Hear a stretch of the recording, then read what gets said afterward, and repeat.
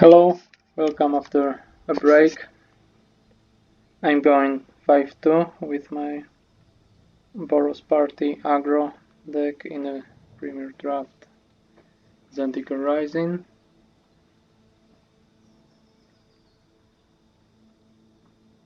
So my start in this draft was great. I won the first 4 games, came back up to Platinum Tier 2, and then unfortunately things went wrong. I lost 2 games. But the safety net after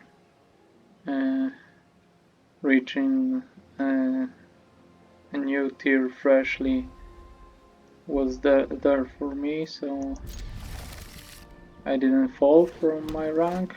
That's nice. And,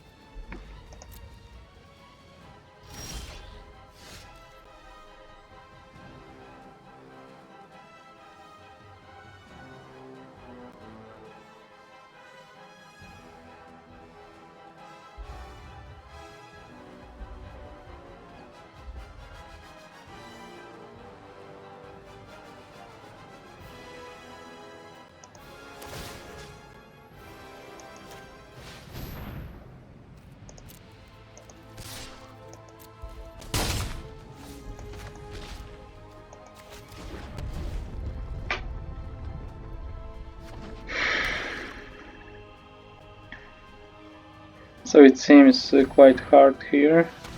The opponent started with a good defense and will have gain life, and now even a clock attached to this gain life, so that's not great.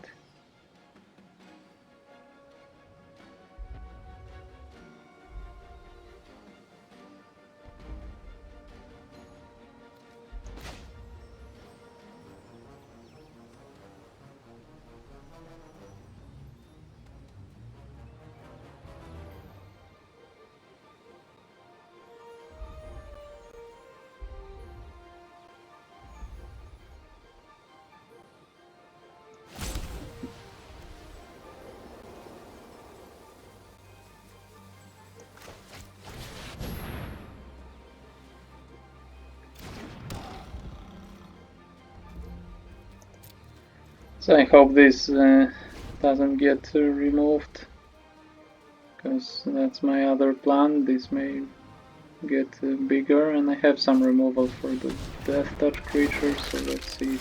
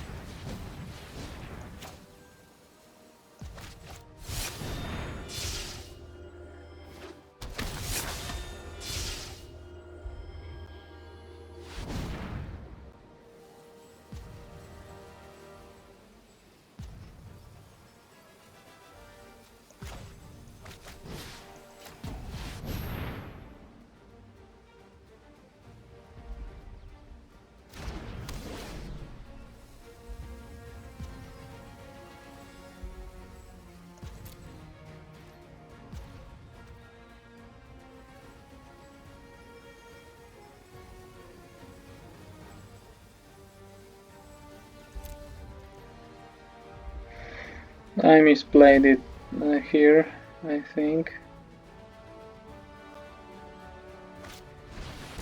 Maybe I could have...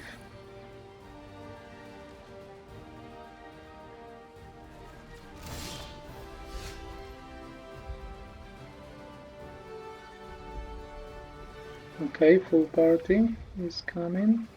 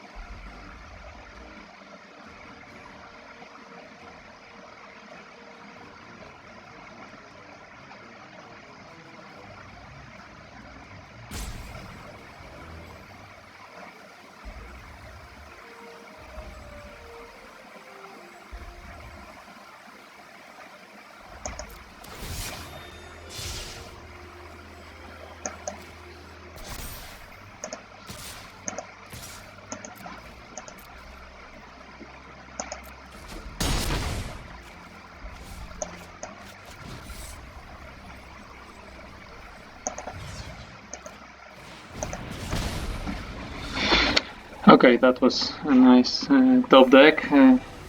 I think I misplayed something there. Maybe I should have on the turn where when I said that I probably misplayed something.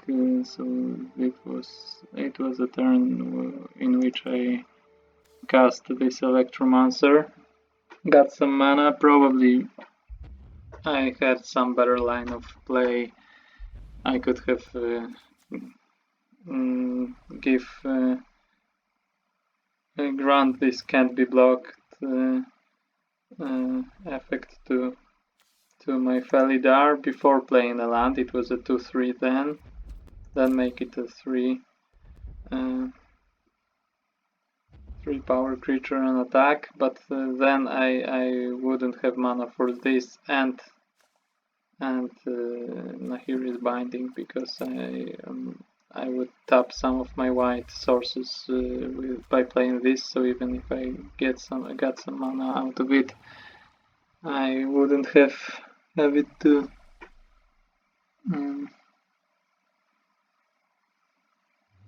cast Nahiri's Binding. But I think I did something wrong. Probably I could have played. I don't know what the distribution of my basic lands were then, but I think I could have played Electromancer, get mana, give the ability, and still have white sources untapped. If I had 3 mountains, I could have done something like this. And no, I don't think so. Sorry, but I think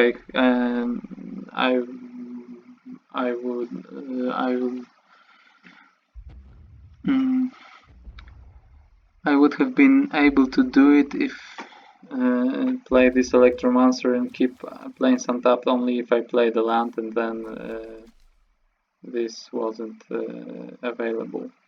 So yeah, I suppose I couldn't do all of that, but I played the land before considering activating a guide and targeting Felidar with its ability. Maybe I would have done it the same way anyway, as I did, but I just didn't consider it, and it wasn't great because and now I don't want to get back to that point, but that was a point where I should have at least considered some other scenarios and then pick the best, and I rushed to playing this land. So with this sneaking guide, you have to be careful of what you're doing. So Archpriest of Iona may get more power if you cast a creature first, or Felidar if you play a land first, and then this effect may be gone. Also, there might be some weird spots in which you want to play a land but hold full control, and before Felidar gets a counter, activating Sneaking Guide, because maybe you want to tap a land that you just played, because you want to keep other color sources for something else, but still don't want Felidar to become a 3/4 creature, because then Sneaking Guide doesn't work. So there are some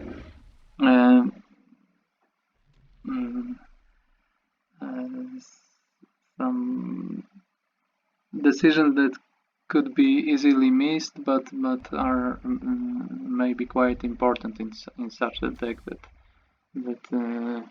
needs to deal damage effectively. So that was a mistake to miss it, but I'm very happy that I reached a full party with this Archpriest.